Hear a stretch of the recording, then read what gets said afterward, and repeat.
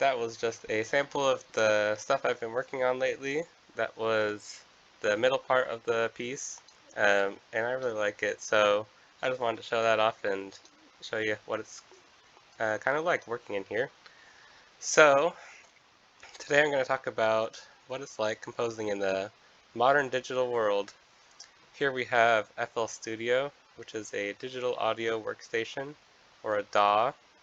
And here we can just plug in notes and play it back, and eventually, with all that together, we can get a song out of it. So on the left here, we have a bunch of different instruments that I've picked out. And then on the right, we have patterns, which are notes plugged in for a set of instruments. We have like brass, winds, and then over here, we can put it all together and turn it into a big sequence of different patterns. So to get a pattern, we just go into here, piano roll, and just plug in notes.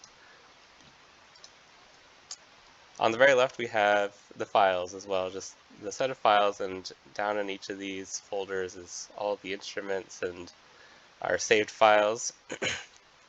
And then all over the DAW we have all kinds of buttons and knobs and things. And then of course lastly we have the mixer, where we can kind of take instruments and plug them through here and add different effects like reverb or EQ or volume. And I haven't even done very much mixing, so what we heard was just kind of raw, unmastered audio. Pretty impressive stuff. A couple of instruments I want to point out. I really like this oboe part. The oboe instrument itself is actually quite impressive. In here, the sound, it has all kinds of reverb. It really sounds like it's an oboe playing. So I just want to show off a little bit.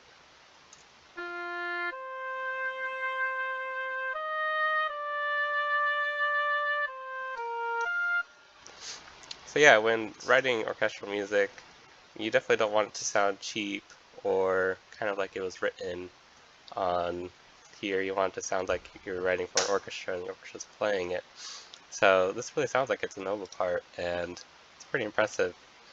Another thing I really like is I found this drum kit where the notes are mapped to, or the sounds are mapped to different notes on here, and these two notes are actually the left and the right hand of a snare drum playing. And me with my percussion background, I can kind of make it sound like it's a real percussionist just by mapping the different left and right hands. I also have adjusted this velocity here. The velocity is kind of like the individual dynamic of each note. And so when the velocity is higher, those are the notes that I wanted to accent. So let's listen a little bit.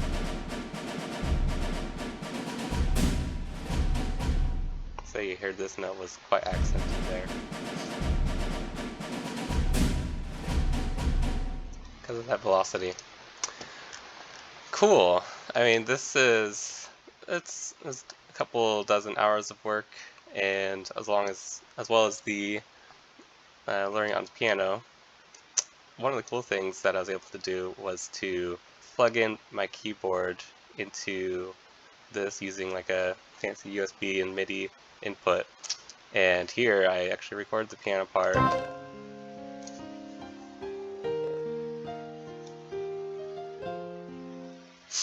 And I could do that with any instrument, but it was nice to be able to do that for lots of notes in that piano part. So one thing I wanted to do was to kind of show off what it's like to edit an instrument. And I wanted to change up some of this part a little bit. So let's find our spot and then we'll get into it. So we'll be editing the pattern here.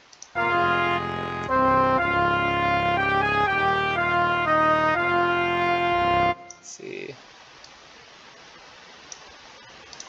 So the piano part.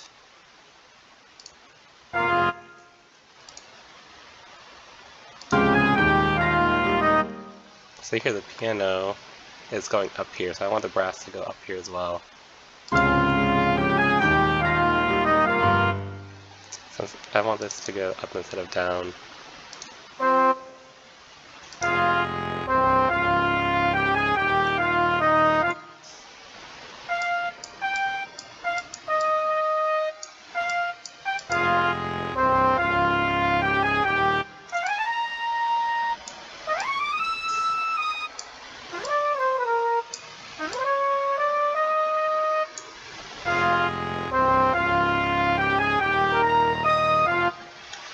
Nice.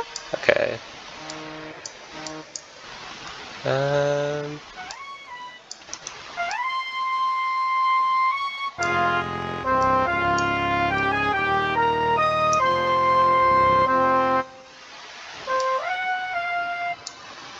yeah.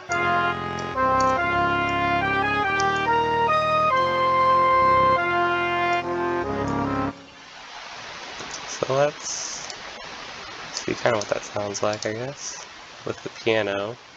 Turning back to song.